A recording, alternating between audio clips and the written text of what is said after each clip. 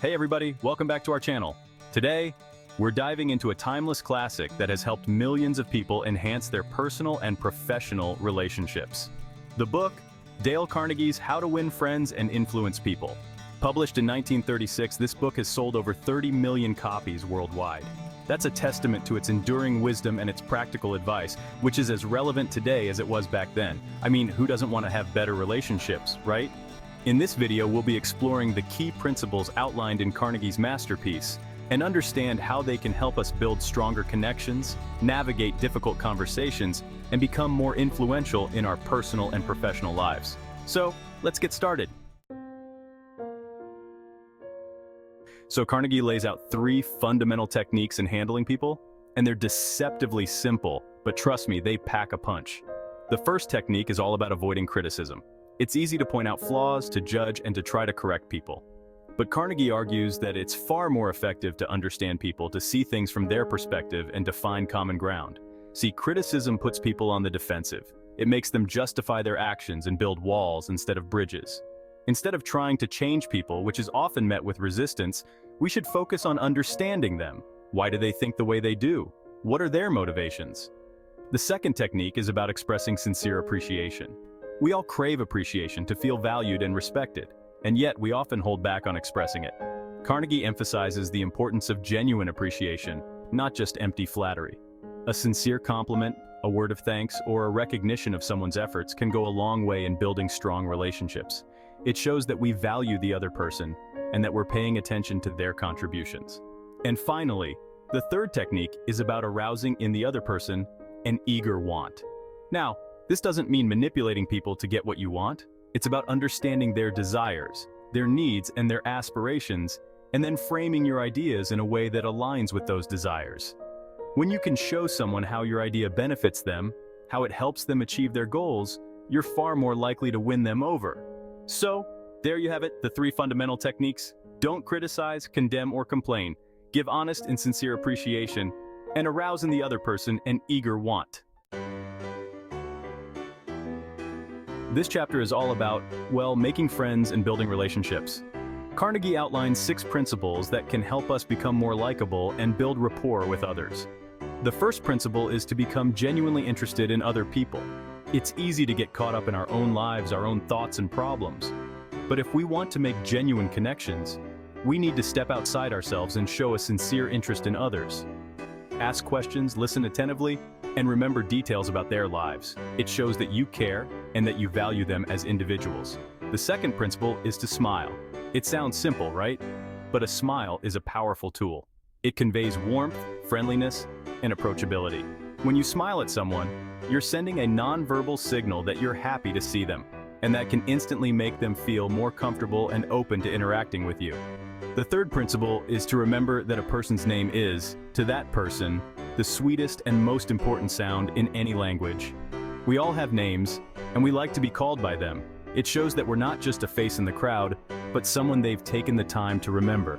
So make an effort to remember names and use them in conversation. It'll make people feel respected and valued. The fourth principle is to be a good listener. Encourage others to talk about themselves.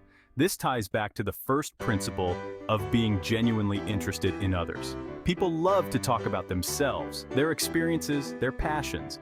By being a good listener, you're giving them the space to do that, and you're showing that you're truly interested in what they have to say. The fifth principle is to talk in terms of the other person's interests. Find common ground, shared passions, or areas where you can connect on a deeper level. When you talk about things that interest the other person, you're creating a bond, a sense of shared understanding and connection. And finally, the sixth principle is to make the other person feel important and do it sincerely. Everyone wants to feel important, valued, and respected. When you make someone feel that way, you're acknowledging their worth as an individual, and that can have a profound impact on your relationship. Okay, so now let's talk about influence. How do we effectively communicate our ideas and persuade others to see our point of view? Carnegie provides some powerful insights in this chapter. The first principle is to avoid arguments. Arguments are rarely productive. They often lead to defensiveness, resentment, and a breakdown in communication. Instead of trying to win an argument, try to understand the other person's perspective. Find common ground and work towards a mutually beneficial solution. The second principle is to show respect for the other person's opinions. Never say you're wrong. Even if you believe someone is wrong, telling them directly is likely to backfire. It puts them on the defensive and makes them less likely to listen to your perspective. Instead, try to understand their reasoning, acknowledge their point of view, and then gently present your own perspective. The third principle is, if you're wrong, admit it quickly and emphatically. None of us are perfect, and we all make mistakes. When you're wrong, own up to it. Don't try to make excuses or shift blame. A sincere apology can go a long way in diffusing a tense situation and rebuilding trust. The fourth principle is to begin in a friendly way. Approaching a conversation with a friendly and respectful attitude sets the tone for a more positive and productive interaction. When people feel comfortable and respected, they're more likely to be open to listening to your ideas.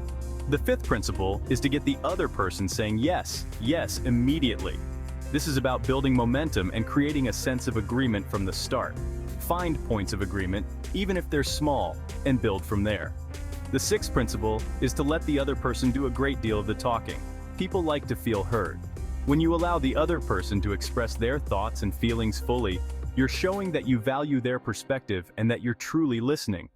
The seventh principle is to let the other person feel that the idea is his or hers. People are more likely to support ideas they feel they've had a part in creating. Instead of dictating your ideas, involve the other person in the process. Ask for their input, brainstorm together, and let them feel like they've contributed to the final solution. The eighth principle is to try honestly to see things from the other person's point of view. Empathy is key to effective communication and persuasion. When you can see the world through the other person's eyes, you can understand their motivations, their concerns, and their aspirations. And finally, the ninth principle is to be sympathetic to the other person's ideas and desires. Show that you care about their needs and that you're invested in finding a solution that works for everyone. This chapter is all about leadership, but not just any kind of leadership. It's about leading with empathy, understanding, and a genuine desire to help others grow. The first principle is to begin with praise, an honest appreciation. Just like with any other interaction, starting on a positive note can make a world of difference. When you acknowledge someone's strengths and accomplishments, you're creating a more receptive environment for feedback and growth. The second principle is to call attention to people's mistakes indirectly. No one likes to be told they're wrong or that they've made a mistake. It's often more effective to address mistakes indirectly in a way that allows the person to save face while still learning from their errors. The third principle is to talk about your own mistakes before criticizing the other person. When you're willing to be vulnerable and admit your own shortcomings, it creates a sense of trust and understanding. It shows that you're not perfect and that you don't expect perfection from others. The fourth principle is to ask questions instead of giving direct orders. No one likes to be told what to do, even if it's coming from a place of authority. Asking questions, on the other hand, encourages critical thinking, ownership, and a sense of involvement in the decision-making process. The fifth principle is to let the other person save face. When someone makes a mistake, it's important to allow them to maintain their dignity. Public humiliation or harsh criticism can be incredibly damaging to someone's self-esteem and can create resentment. Instead, find ways to address the mistake privately and with compassion. The sixth principle is to praise the slightest improvement and praise every improvement. Be hearty in your approbation and lavish in your praise. Positive reinforcement is a powerful motivator. When you acknowledge and appreciate even small improvements, you're encouraging growth and progress. It shows that you believe in the person's ability to improve and that you're invested in their success.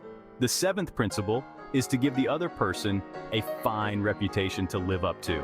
When you believe in someone and express that belief, you're giving them a powerful incentive to live up to those expectations. And finally, the eighth principle is to use encouragement. Make the fault seem easy to correct. Sometimes people get stuck in negative patterns of behavior because they feel like change is impossible. By focusing on their strengths, highlighting their potential, and making the desired change seem achievable, you're empowering them to overcome their challenges and reach their full potential. So there you have it. Dale Carnegie's How to Win Friends and Influence People is a treasure trove of practical advice for improving your interpersonal skills. By applying these principles, you can build stronger relationships, influence others positively, and become a more effective leader. Remember, the key takeaway is to approach every interaction with empathy, understanding, and a genuine desire to connect with others. When you focus on building authentic relationships, you'll find that people are more receptive to your ideas, more willing to support you, and more likely to become your lifelong friends. Thanks for watching. Don't forget to like, share, and subscribe for more insightful summaries. See you next time.